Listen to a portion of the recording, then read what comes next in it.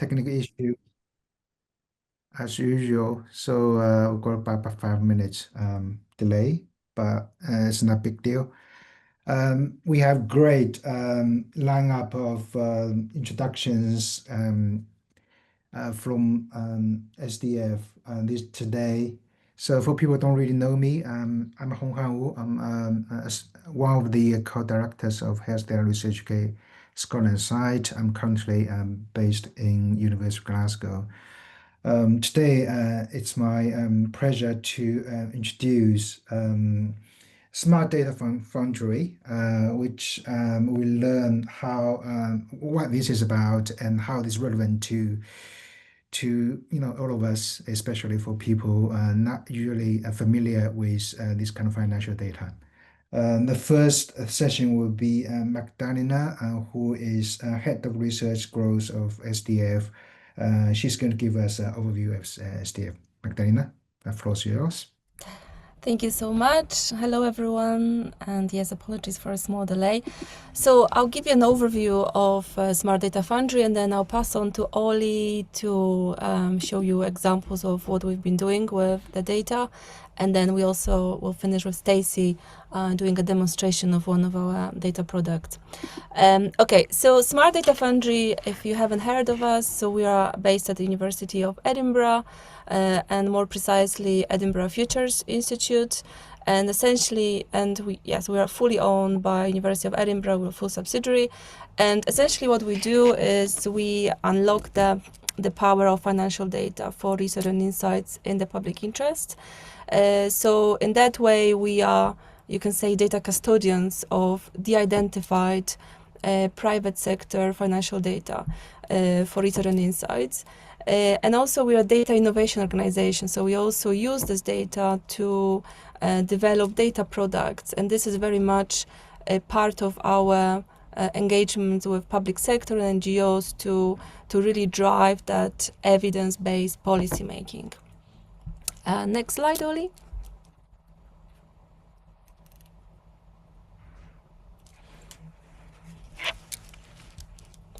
Brilliant. So as you can see here as well, we are part of the Smart Data Research UK program funded by UKRI via ESRC, and we are one of the 6 data services, and obviously we specialize in providing access to financial data, and you can sort of go to the website and find out about other different types of smart data available to researchers. Next slide, Ollie.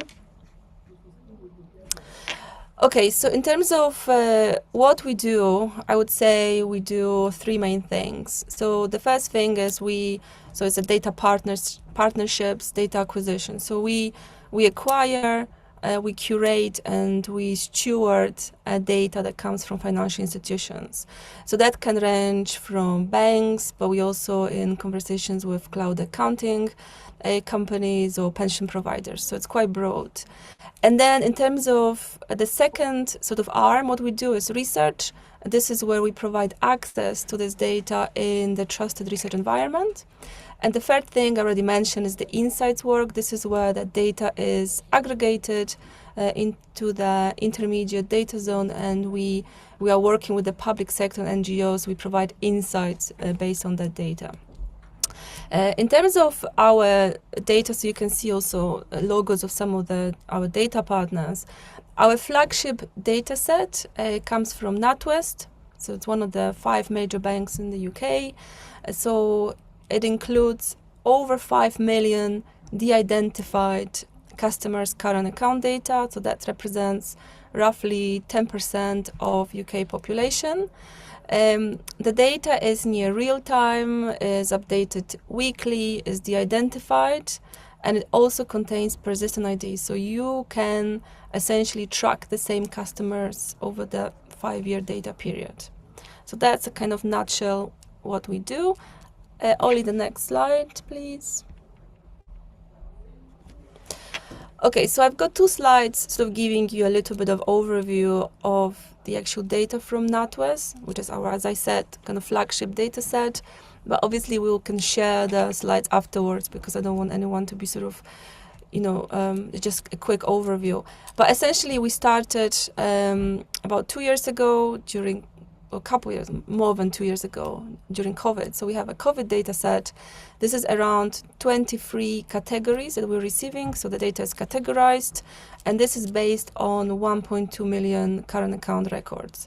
So if you can look across income and expenditure, within income, we basically see how the money are coming into people's accounts. So whether it's salary, what's the percentage of salary, what's benefits, what pension, and so forth. In terms of expenditure, so we've got things like mortgage, rent, council tax, spending on quality items rather than essentials, discretionary spending such as meals and entertainment and so forth. Alongside the categories, we also see the demographics. So we see the sex, we see the postal district and age bands. Next slide, Oli. And in the past year, 2 years, that we obviously, the partnership is developing with NatWest, so we've now expanded to over 50 categories. You can see them here. And also, this is based on 5 million current account records. So as you can see, in terms of the income, we also receive additional categories such as job seekers allowance, loans, child benefit, Christmas bonus, and then in terms of expenditure, we also have new categories such as energy bills, loan repayment, insurance, petrol, childcare. So really quite holistic view on the financial kind of behavior. And a note, we are also receiving data zone information. Next slide. So this slide shows you sort of the variety of organizations we work with. So you can see that we very much work across sectors. We're based at Edinburgh University. We work with researchers across the UK. We also work with NGOs, public sector, and government to provide access to this data and how we can drive change. We focus, I would say, like the main thing is the prevention. We're very much in this preventative space about complementing the official statistics with the data we have, and if you can start spotting, trends or hidden poverty, things that are maybe just emerging, and it could allow government and policymakers to start sort of paying attention to. In terms of our collaborations, because it's a socioeconomic data, so we have the kind of key work streams across health and health inequality. So there's a variety of research projects, of early collaborations, with Asher, and we'll kind of Ollie will give you a little bit more information on that, but also with PHS, Public Health Scotland, so it's very much CHESS, so the collaboration for health equity in Scotland. Within economic statistics and methods, obviously this is a huge area because it's a new type of data, so we're doing research on privacy preserving record linkage, how we can link it at the individual level. We're looking into linking smart data to longitudinal population studies. There's also proposal for MRP, which is a statistical model to address representativeness. So there's variety of research projects here. We are also starting to embark on gambling research because we can see gambling category in the banking data. So this is obviously a huge concern, very sensitive data. And also there's another key work stream around productivity and economic growth. And this is our partnership with the Productivity Institute down in Manchester University. Next slide. And then I'll finish with public engagement. So public engagement is obviously a key activity for us as well. So we are actually kicking off at the end of this month and the first public panel with the HDR UK panel, so Administrative Data Research UK, and then we are thinking and planning how we will embed the ongoing public engagement input into our data service and how we work and what's the future of this. I think that's my last slide, so I will pass on now to Oliver. So spoken a lot about the data we have available. Obviously, it is highly sensitive data. It is pseudonymized. There are a lot of safety controls around it. However, we still contain the data within a trusted research environment. That's maintained by the Edinburgh Parallel Computing Centre, similar architecture to the National Safe Haven in Scotland, where a variety of administrative and health data, including NHS Scotland data, is stored. So the de-identified data never leaves the TRE, only when it has been aggregated over a certain level of safety, whether that's sort of a high level of geography or a high level of sort of demographic classification, so large age bands and things like that, to completely make sure that the data is safe with no risk of re-identification. We are fully in line with the 5 safes principle, and this exists alongside a legal and risk framework that we've maintained and a data protection impact assessment that we workshopped with the Information Commissioner's Office.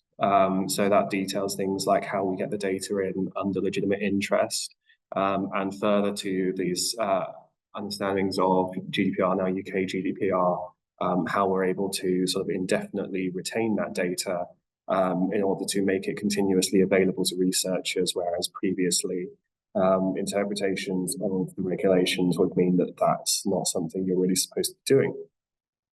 In terms of how to access our TRE, where all this data is stored, a lot of this was based on principles and processes that were designed by organizations that held health data.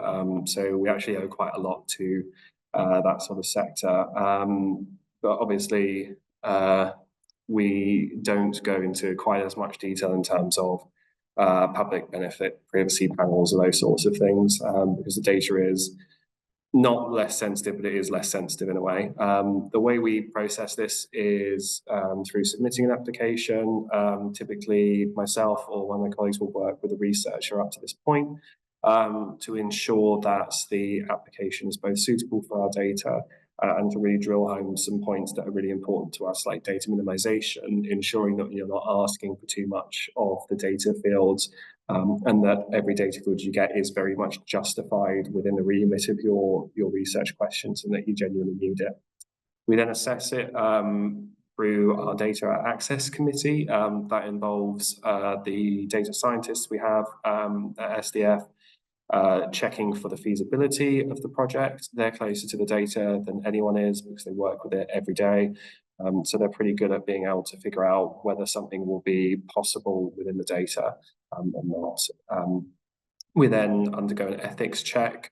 This is both done with internal ethics framework and an institutional ethics framework that we normally ask for from your school or institution. And then the data partners ask for a DBS check to further safeguard the data. We don't share that with the data partner, that just stays securely with us, but it's just to give the partners peace of mind there. There's also mandatory training you must complete to understand the responsibilities when accessing the TRE. And then once that's happened, we're happy to grant access and the research project can begin. Typically, this whole process from end to end can take 3 or 4 months, which sounds like a long time, but we are constantly trying to refine it to get that down to really make data access more efficient. So that's sort of an overview of how you can actually get access to our data and work with us more directly. I'm going to give a quick overview now of some of the projects and directions of travel that we've been working on, especially in the health space. So one project that we're very glad to be supporting is the Homes Heat and Healthy Kids collaboration. So this is a project being run by Dr. Olivia Swan at the Usher Institute as part of a Welcome Early Careers Fellow funding. And this is, we think, a really amazing use case of linking a variety of different data sources, some at property level and some like ours at an area level, to really be able to effectively evidence some socioeconomic determinants of health with a real clear and defined mission to investigate respiratory infections in small children, and the contribution of not just underheated homes, but poorly implemented or not thought out retrofitting that's actually still increasing air pollution within homes. So really glad that we're a part of this one. We think it's doing amazing work. and this one's really exciting and a great use case. We also, just outside of the health space, work with Joseph Rowntree Foundation. This was a particular project because a data infrastructure onto itself focused on income volatility. This is a policy challenge, as it says, that ripples across a variety of different determinants.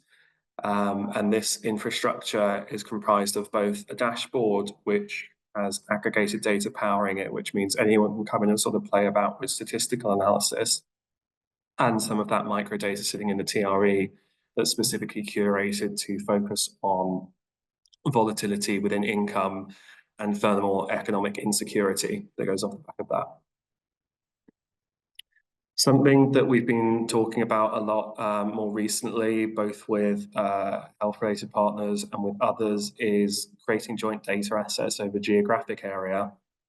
Ideally, a relatively small geographic area, but it's also still very useful at regional levels to explore socioeconomic determinants of health and vice versa, health determinants of socioeconomic data. It's been not maybe a huge priority for the government, but the government has made a clear priority to investigate economic inactivity, and that's something that we've seen a big focus on. So whether what the intersection between different determinants are that cause that is something that we've seen a lot of interest in investigating. For example, we've been talking to PHS about whether some of the data from the Economic Wellbeing Explorer could be useful in their own data dashboards, and Stacey will come on to the Economic Wellbeing Explorer in more detail in a moment. But this is more an open call to people on this call and your colleagues as to what will actually be useful to you. In this sense, we're working with some of the other data services under the HDR UK banner to bring in things like perhaps energy data, along with financial data, other geographic, even imaging data, to generate useful data assets for this type of research. We're very keen to be hearing from you as to what will actually be useful to you to enable your research in this area. And then finally, I'm going to touch on a project that goes further than geographically linking data. However, I will caveat that this has still got quite a way away in terms of timeframes from getting buy-in from the private sector. And this was another project that was co-designed with the Usher Institute, originally by Karen Jeffrey, and it's currently being led by Dr. Stephen Kerr at the Usher Institute. The aim of this project is to link data at an individual level using a privacy-preserving record linkage method. This means that neither the health data nor the financial data actually has to have any identifiers on it. It's a series of sort of hashing technical privacy-preserving methods that will enable us to still match these data assets across and understand certain things in the data. For example, when you're investigating something like this, like long COVID, which is the main topic of the project, that's not something that we can really identify in a sort of an area level. It is quite indiscriminate. And so we need to fully understand from an individual's finances how that is affecting them. So this is something that we are very excited about. We're continuing conversation with data partners about enabling. The methods have been tested, not in this way, not with health and wealth data specifically, but there are examples of these sorts of methods being used across administrative data sources in Australia, across different hospitals, healthcare providers. So there's evidence that this can work, and we're really excited to try and make it work. But for now, we're focusing on what can be particularly useful in area level linkages.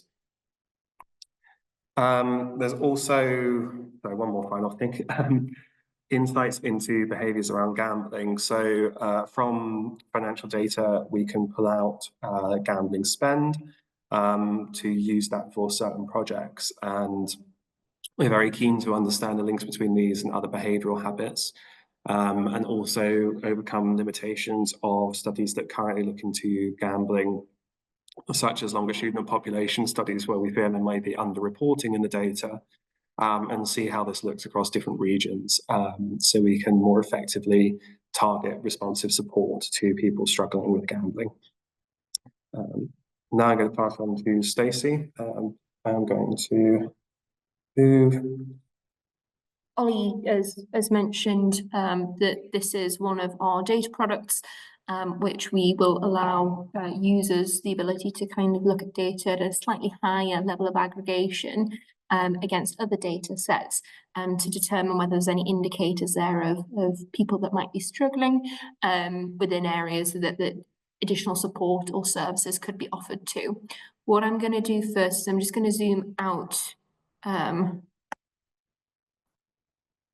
first. And what we're kind of seeing here is that that data gets more and more aggregated up. We're looking at local authority, district level, then we're looking at regional level, and finally we're looking at Scotland level.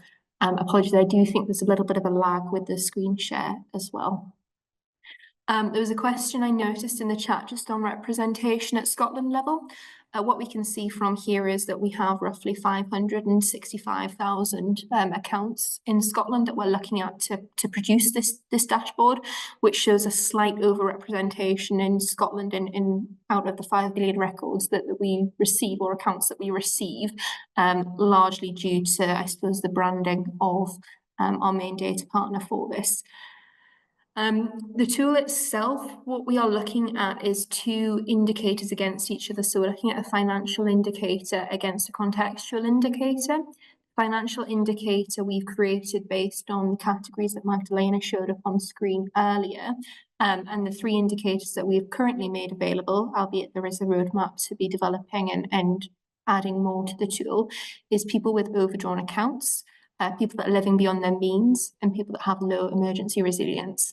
And what these indicators essentially mean is that people with overdrawn accounts have 2 or more instances in the preceding 5 weeks where they are entering into a negative account balance, i.e. they are using their overdraft. People living beyond means shows people that have a spending 120% more than they are than the income that's being received into their account over a 13-week preceding period. And people with low emergency resilience is people who have 2 or more instances in the preceding 5 weeks where they have less than £100 in their account. So these people might be more susceptible to things such as short-term shock, the car breakdown, or a washing machine breakdown, or something like that. They might not have the ability to recover as quickly as other people. If I zoom in and we look at this at a lower level, I'm going to close that down. And if we look at this at, let's say, local authority district level, excuse me. Oh, sorry, this is definitely a user error. I'm not as familiar with PC rather than Mac, so bear with me while I figure out how to navigate here. So we're looking at local authority district level here, and we've kind of centered in around the kind of Mid-Lothian, Edinburgh, East Lothian regions. And what we can see here is some slight differences in circle sizes and circle colours. So if I change my financial wellbeing indicator, circle sizes should adjust slightly. And if I change my contextual indicator, which is what the colours are linked to, we will see kind of changes there. So if I look at young mothers under 19, for instance, we can see changes in areas that meet the criteria for these indicators. We've made a number of contextual indicators available because the beauty of this data is when you're looking at it against other data. So when you're looking at the financial data against more data that describes how people in an area are living. So we have demographic, housing, education, indices of multiple deprivation, and we also allow users themselves to upload data sets that they may have that they want to explore the financial data in relation to. I'm going to stick on the disabled long-term health household for the purpose of this, and I'm just going to go into Edinburgh in a wee bit more detail. So what we are looking at now is Edinburgh City Council, and we've seen the data split up by intermediate zone. Now this is the lowest level of aggregation that we show within our Economic Wellbeing Explorer tool. Purely we We do receive data at data zone or LSOA level, as Magdalena showed on screen earlier. However, to ensure that we have enough population or samples within each zone, and make sure that we are ensuring that there is nothing that could be deemed to be identifiable or anything like that, we are presenting it at intermediate level. What we can see here is those kind of circle sizes, some of them are more pronounced, and we're also seeing the kind of colour scale be a bit more pronounced as well. I'm going to change the indicator to look at people with low emergency resilience. Again, this indicator is for people that might be more susceptible to shocks, such as washing machine breakdown.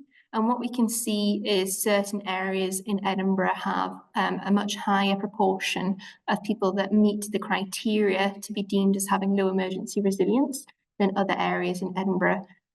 So particularly areas that maybe are already known to be deprived areas.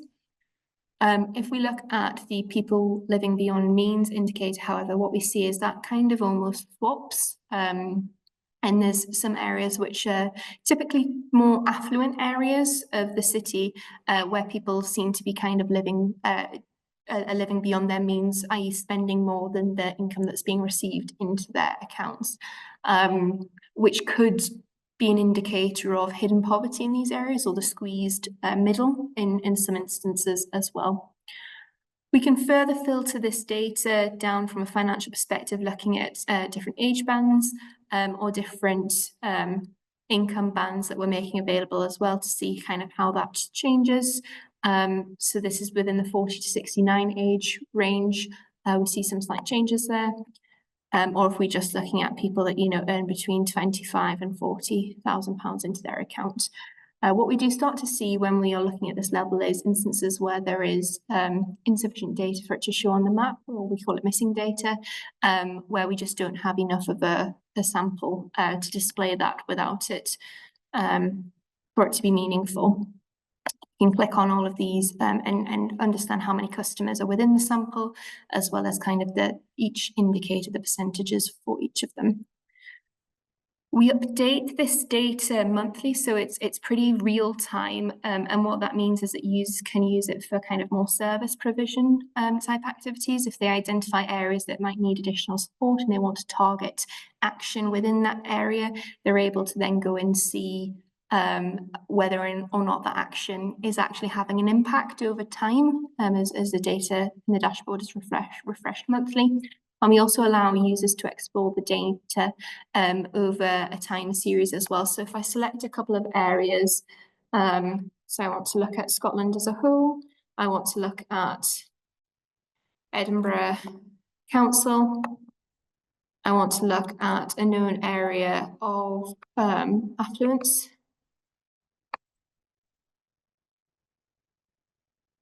and an area that it could be considered more deprived as well. And what I can start to do is see how these areas are trending over time. So if I want to change the metric again and look back at people with low emergency resilience, I start to see things such as one area in Edinburgh, which is, as I've said, more of a known deprived area, trending much higher, almost 25 to 30 points, percentage points above the Edinburgh city average, and vice versa. We're seeing a more affluent area trend about 10 percentage points below. And I can also compare this on a yearly basis and see whether or not any of these trends appear to be kind of deviating from any seasonal fluctuations. And I suppose one of the interesting points to note is that for the West Hales area, we're actually starting to see that line decrease. So people considered with low emergency resilience is actually going down. So we can start to kind of see over time the impacts of any interventions that are being put in place, or any kind of natural fluctuations as well in terms of how people are living. But ultimately, this tool is just allowing us to present data to more service providers in a way that could be useful to them, allowing them to explore the data against other data sets that are available. As I've said at the minute, the majority of these contextual data is typically more open source data, looking at ONS, IMDb, census data, and other open data sources, but we do allow for other data sets to be uploaded into the tool that council might be providing, or where we're working with a private company slightly outside of the financial space to allow for data to be uploaded into here as well. A couple of the kind of key use cases that we are seeing requests for at the minute in terms of usage of this tool have been around things such as, can we have financial indicators that are looking at energy expenditure? And then can we look at that against one of our own data sets around damp rising or rising damp, or something around retrofitting for net zero, making sure homes are healthy for people, and where areas might be that people might not be able to afford to retrofit their houses, but we know there is a need to retrofit housing in this area. So seeing a lot of use cases like that, as well as requests for indicators around benefits uptake to look at against kind of more benefits data that might be available as well. But it's really just intending to allow people to compare how people are living financially with how they might be living from more of a social perspective. I'll pause or I'll stop there. Good, amazing, and there are also amazing talks and demonstration. I'm really impressed by this data set. It's totally new to me. I think there's a huge potential for people like myself doing health data research. Actually, this data can be used in so many different ways. For example, look at health inequalities or look at the lifestyles. Actually, you have different categories of people spending. You can link, of course, we understand based on your answers, Magda, in the chat, you mainly link at property level, and not at least, and not for now, it's not linked at the individual level, but already it's very useful, I believe. Yeah. So there are huge, people. I think from the number of questions in the chat, you can see the feeling people are really interested in this data set. Magda, I just wondered, do you mind just repeat the question from Alex, which is, I think, is very important. Alex Bailey's question about data, who can open or power, that kind of, question. Yeah. Yeah, so we have a data sharing agreement, obviously, with University and NatWest. We do not handle personal data, so the data is de-identified by the financial institutions. So in that way, we're not controllers. We are merely custodian stewards. As I was saying, it's quite important that we're not the controller. But we provide access, we do due diligence, every application to access this data, we need to have DPIA, we review it. We have a very robust process to review whether it fits what's allowed, because as part of the data sharing agreement, there's only certain types of projects that we can tackle, like around poverty, inequalities, that kind of stuff. If there's anything kind of outside of this, we regularly speak with our data partners as well about about different projects and what they allow or what's not allowed. We have a stringent ethic process. We review every application. We have our own ethical framework. So there's quite a lot of controls in place. Obviously, we have to, because it's a sensitive data, even though the PIIs are removed. Especially when you're thinking about potential linking in the future, we have a very stringent processes. In the end, you can only access the data in the trusted research environment. All your outputs are checked by our data engineers and data operations team. There is no internet within the trusted research environment, so it's very similar to how you work with ONS data, and so on. So I've also uploaded a report from when we were established a couple years ago. We did this workshop with ICO in terms of, how we can provide access to this data, what's the right controls. So this is legitimate interest. So there's a lot more detail here as well. If you have any concerns or questions, you can also look there as well. We've also done some research on representativeness, so I'm happy to share our report from this. It's about how we've compared our data, our sample, to official statistics across income, geographies, demographics. So I'm also happy to do that too. And the other questions, I can see there was questions in terms of how to access the Economic Wellbeing Explorer. So just you can sign up for it essentially, and we just do a little bit of due diligence. We check because obviously this is not available for commercial purposes, so you can have a look at that.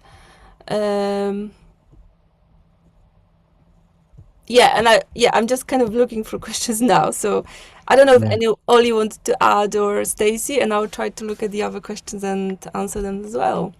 I would encourage people to just open their mic, just ask questions, because this basically is interactive, more interactive in this way. And if we cannot answer something, we'll come back to you and we can provide answer as well. Yeah.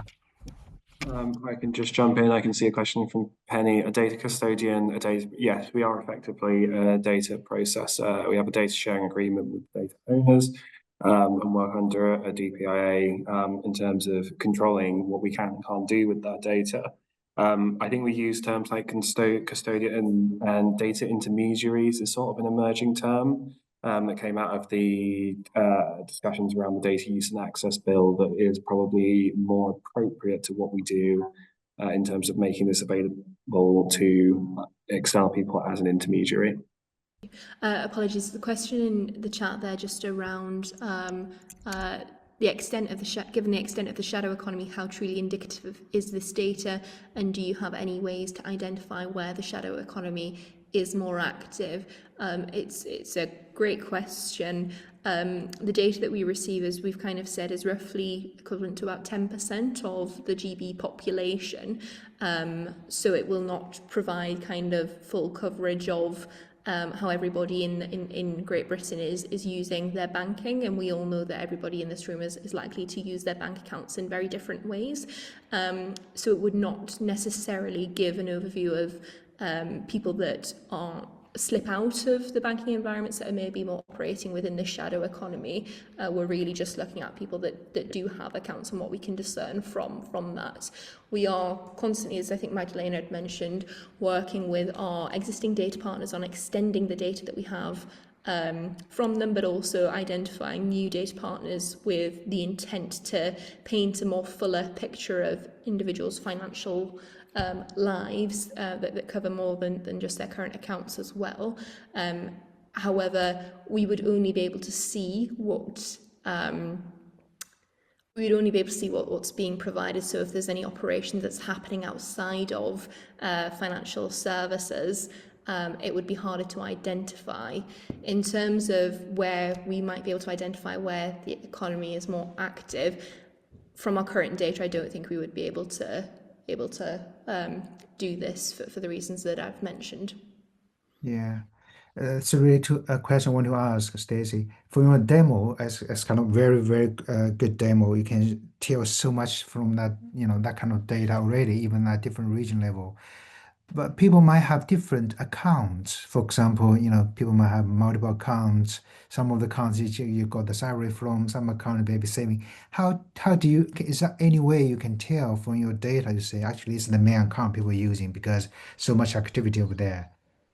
Yeah, so we are able to kind of almost segregate accounts to understand, does this look like an individual's main account or not? And we are continuously reviewing or doing more work on that to support some of our active projects. So we can see, for instance, I receive a salary into this account, and then I transfer all of that money elsewhere. My expenditure is obviously being used from a different account. So we have a level of granularity to be able to tell that, yes. Okay. But I think sometimes people have, the whole household put money together. Then it's hard to tell just from one account. This is, the financial, healthy of the financial income of a particular person because it's part of a household, I guess, that kind of stuff. That's true, yes. And I also on this, so yeah, we have also plans later on to link to UPRNs, but this is very early stages, so we're looking into that. But in terms of the NatWest data, so there've been some studies using, for example, Monzo data, so digital bank. So we know because NatWest is one of the, 5 major banks in UK, so people tend to use it as a kind of major account to where your salary comes in, as opposed to, let's say, Monzo, who's mostly used for other things. So yeah, there's a little bit of confidence around here as well. But yeah, you're completely right. People bank in such different ways. Now I have, people have 4 or 5 accounts, and the money kind of travel different ways. So yeah, you need to be aware of those limitations essentially. For UPI, and I know there's some work ongoing with Public Health Scotland and Edinburgh, the dialogue team. Well, Mm. I'm part of this Advanced Care Research Center Mhm. project. One of the work packages provide UPI, and Mm. as that group's project, we actually have a better UPI matching algorithm, which is going to be rolled out to Public Health Scotland. Happy to create links if you think that's Oh, that would useful. be great. That would be great because we are also so Professor Chris Dibben is also part of our Yeah, yeah, team. yeah. Okay, Okay, so we've been okay. It might be actually good, yeah, if you can do, yeah. So yeah, we can have a catch up afterwards. That would be yeah, great yeah. Sure, because that's something we're actively exploring, yeah, with as well. cool. Any other questions from the audience? You can just I'm just maybe. looking now.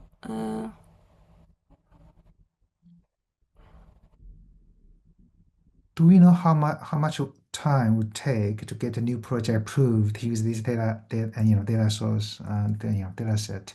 I'll pass on to Ollie. You can answer.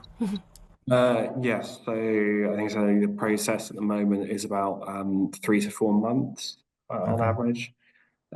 Sometimes that can be longer if you're getting your own institutional ethics check, or we need to refine the data ask for like more minimization or whatever it is.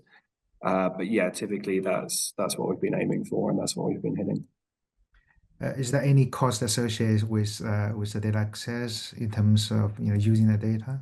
It depends what you want to do with it. So we're currently funded by Smart Data Research UK to enable free access for proof of concept projects. So that's so you get in, start some analysis, and then use that to build a bigger funding proposal or project where we would ask to be costed in the cost of data access. Amazing. We're not for profit, but it's not cheap to store this data Mhm. and maintain access to it. So we do have to have cost recovery for that.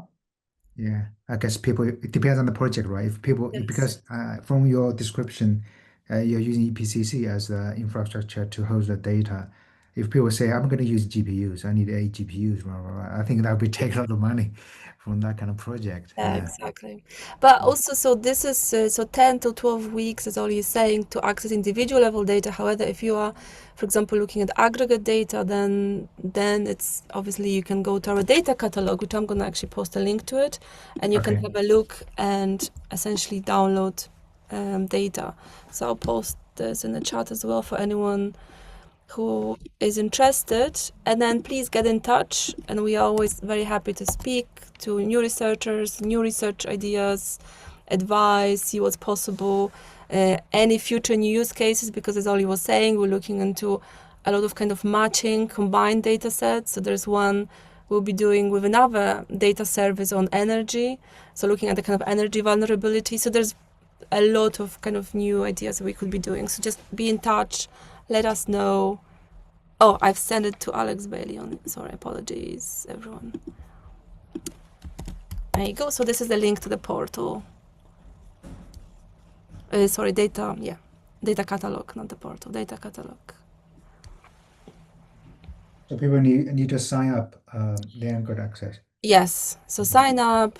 We check everybody because it's there's a barrier. It's not openly like a website open to everyone. We just check who you are, and then you Okay, get access quite promptly. amazing. Yeah.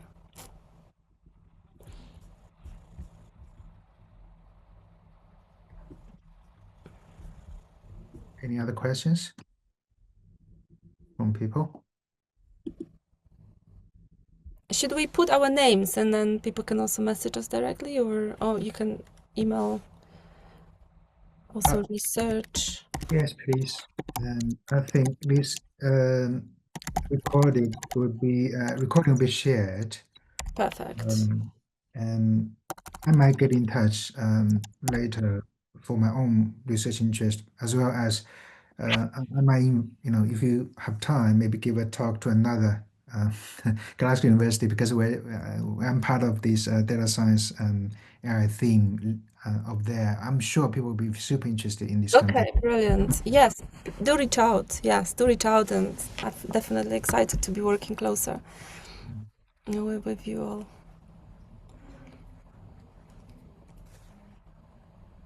Super. I'm sure people will get in touch. If no other burning questions, let's thank our speakers. And it's a great resource. You're doing great work. I'm sure great things coming out from different corporations in the future. Yeah. Thanks, Rob. Thanks, everybody. Thank you so much.